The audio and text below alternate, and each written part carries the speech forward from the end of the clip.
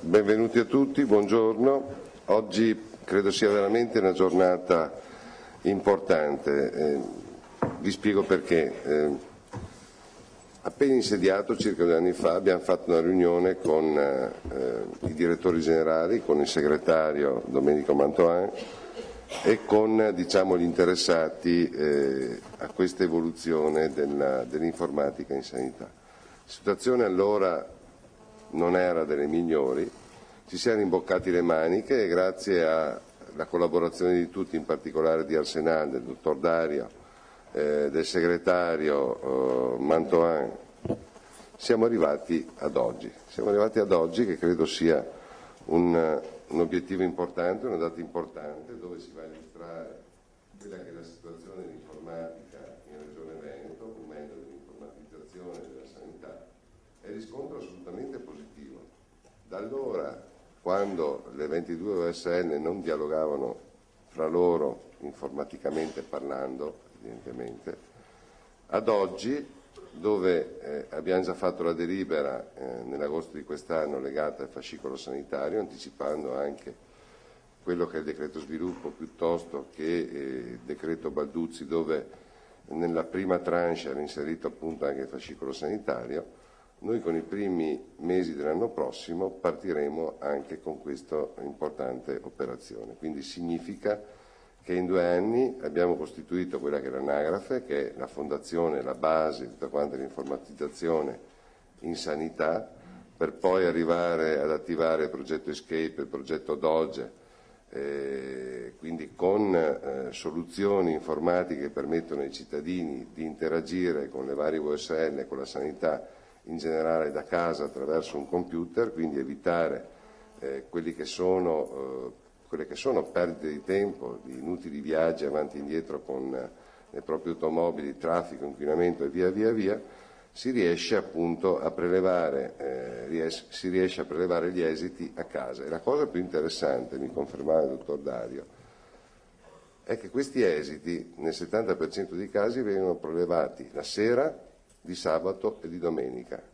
Quindi oltre ad avere in prospettiva le famose aggregazioni funzionali territoriali di medici e medicina generale H24 7/7, abbiamo già gli sportelli che ci permettono, che ci danno la possibilità ai cittadini di prelevare questi esiti di sabato e domenica e la sera, quindi in qualsiasi ora.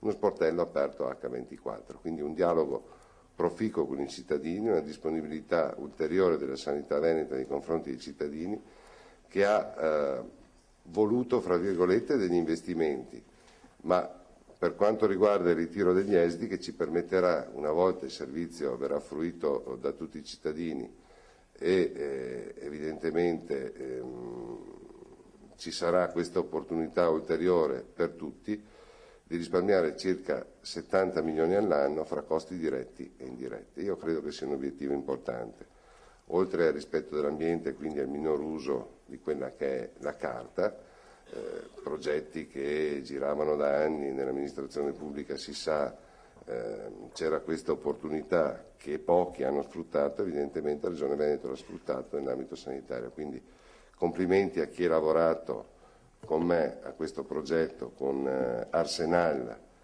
Mi piace sottolinearlo sempre perché è stata, come dire, poco considerata questa opportunità. Nel momento in cui è stata considerata c'è stato uno sviluppo importante e immediato e ci sono stati e ci saranno anche risultati sempre più importanti per la sanità veneta. Quindi non mi rimane che augurarvi un buon e proficuo lavoro, i risultati cominciano a vedersi, io sono certo che con l'anno prossimo questi risultati saranno sotto la luce del sole, ma soprattutto nella disponibilità dei cittadini veneti. Grazie e buon lavoro a tutti.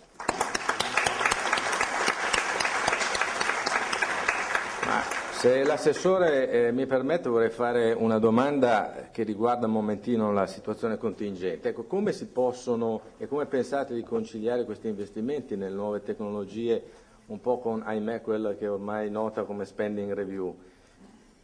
Ma diciamo che la spending review ha colpito tutte le regioni indistintamente, ma ha colpito soprattutto le regioni virtuose, questo posso dirlo serenamente e tranquillamente, nel senso che determinati provvedimenti, mi vengono in mente, visto che parliamo di schede, ultimamente se ne parla sempre di più, quelli che sono i posti letto. Ci sono regioni che possono cogliere questo taglio di posti letto come una grande opportunità. La Regione Veneto la coglie come una piccola opportunità, perché noi la razionalizzazione l'abbiamo sempre fatta, l'abbiamo fatta da tempo,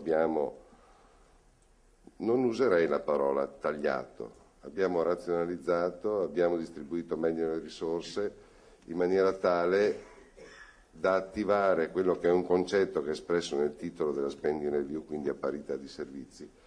Razionalizzando siamo riusciti a mantenere quelli che sono i servizi attuali ai pazienti veneti, pur non avendo in disponibilità l'addizionale IRPEF e pur rimanendo in equilibrio di bilancio. Non è stato un esercizio semplice, non lo sarà nemmeno per il futuro.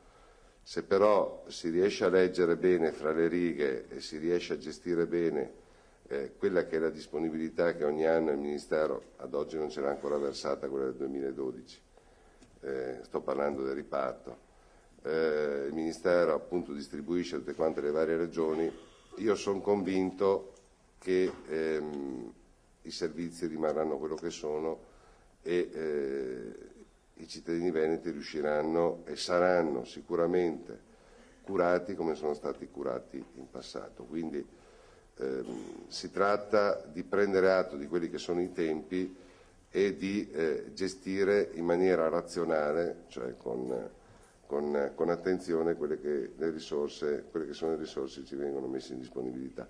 Gli investimenti li avevamo già fatti, sia per quanto riguarda i medici di medicina generale, sia per quanto riguarda l'informatica. Poi, sfruttando quella che era un'opportunità presente in Veneto, che si chiama Arsenal, che è un consorzio sostanzialmente fra la Regione e tutte quante le varie USN, siamo riusciti ad attivare un meccanismo dove i costi e i benefici sono stati, come dire, apprezzati da tutti, ma soprattutto da quello che è il fruitore finale, cioè il cittadino e il paziente veneto. Benissimo, grazie Assessore. Grazie a voi, buona giornata.